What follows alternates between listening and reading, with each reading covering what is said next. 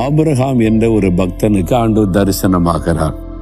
அவருக்கு 24 வருஷத்துக்கு முன்னால ஆண்டவர் தரிசனமாகி நான் உன் சந்ததியை பெருக பண்ணுவேன்னு வாக்கு கொடுத்தார்.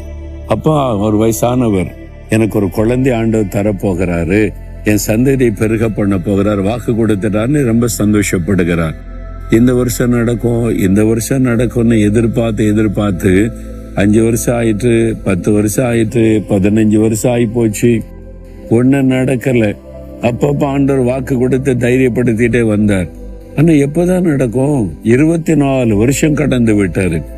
இப்போ 99 வயசுல ஆண்டவர் தரிசனமாகிறார்.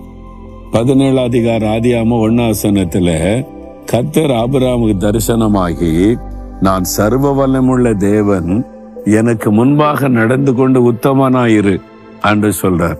நான் உன்னை ஆசீர்வதிக்கிற நேரம் வந்து விட்டது.